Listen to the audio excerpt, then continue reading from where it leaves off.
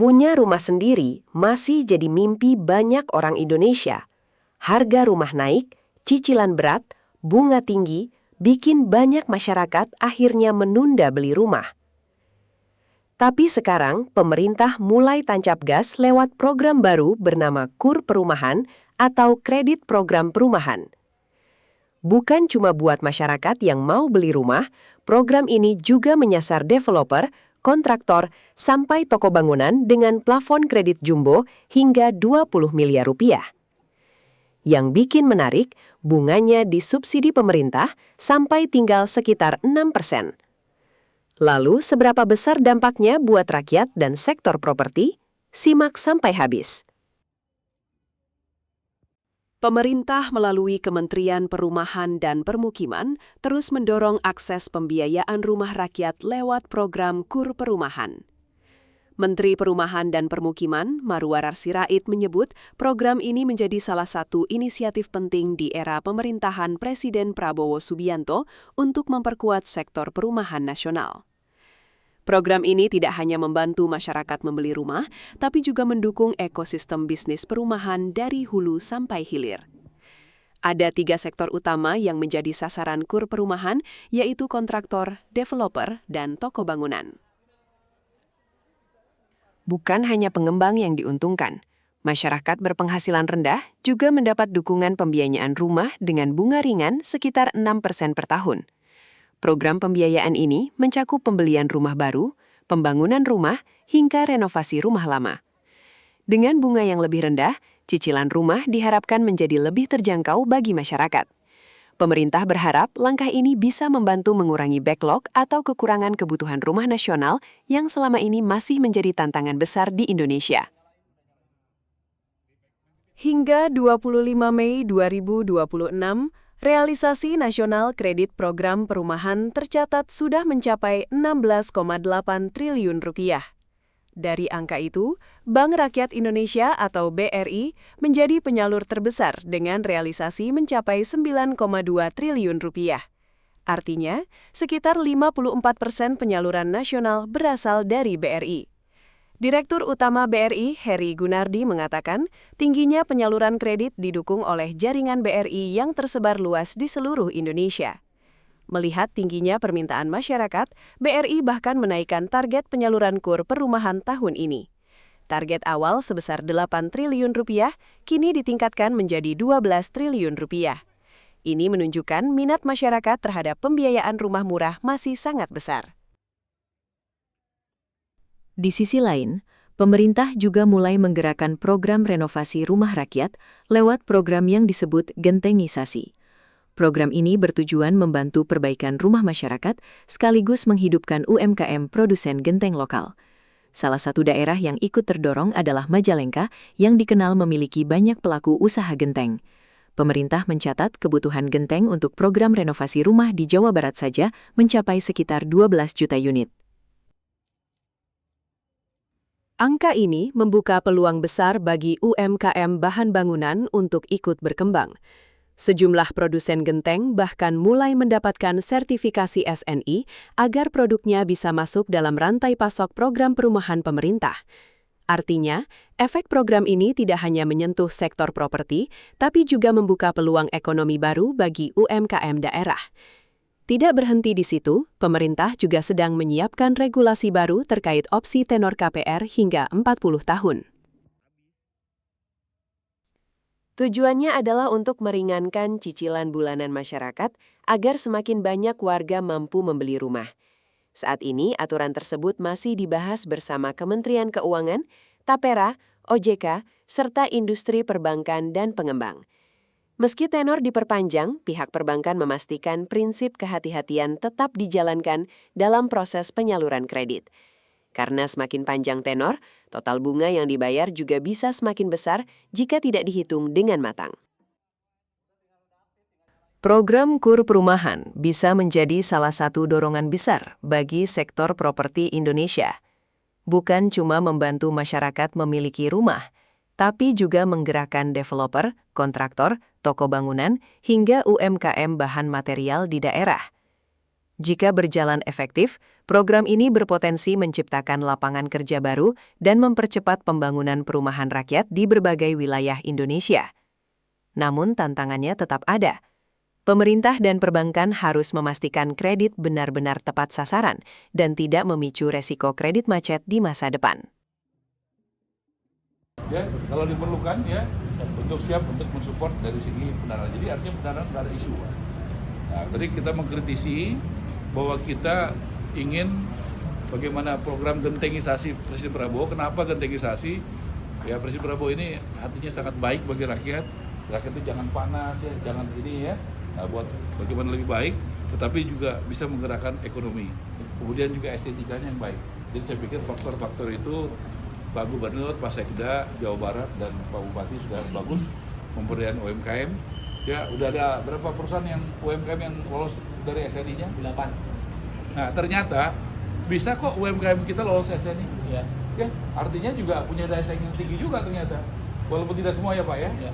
Ternyata ada juga yang bisa lolos kan? Ya. Nah, jadi semua aspek akan dipersiapkan, aspek legalnya dan sebagainya, karena salah satu usernya adalah PKB, kemudian kami, itu ada 40.000 rumah yang akan dibedah di Jawa Barat. 40.000 rumah. Rata-rata tadi Pak Gubernur satu rumah perlu berapa rumah? Berapa ribu rumah? 300 genteng. Berarti berapa juta untuk Jawa? 12 juta. Untuk Jawa Barat saja dibutuhkan 12 juta genteng. Kalau Jawa Tengah ada berapa penduduknya? Berapa rumah yang dibedah? 33.000. Juga kira-kira berarti berapa juta yang dibutuhkan? 9,9 juta. Jawa Timur? Lebih tinggi Pak, 36. Jadi ada berapa juta yang diperlukan itu? 7.800. Ya, jadi ada juga sentral genteng di Jawa Tengah ya? Di mana di Jawa Tengah? Di Kebumen. Kalau Jawa Timur di mana? Ya, baik. Tolong dipersiapkan dengan matang ya, keseluruhannya supaya jadi utuh. Aspek legalnya, kualitasnya dan sebagainya. Tadi juga kita juga mendapatkan pengalaman sharing dari Pak Dirut BRI yang sudah terlatih ya. BRI ini kan bank yang sangat pro memberdayakan UMKM. Buktinya dari angkanya tadi itu UMKM-nya berapa banyak yang dibantu dari kredit perumahan ini, dan itu lebih banyak dari segi demand-nya kalau di BRI. Jadi dia juga tadi sharing ya sama teman-teman bahwa BRI bank UMKM itu harus diajarkan, dididik untuk memiliki daya saing tinggi. Aspek legalnya, pajaknya, uangnya ya, supaya bisa bankable ya Pak ya, supaya bisa naik kelas pada waktu supaya bisa naik kelas. Saya rasa itu dari kami. Ya, kan kita punya wilayah kan luas ya. Oh, sana ngadepnya.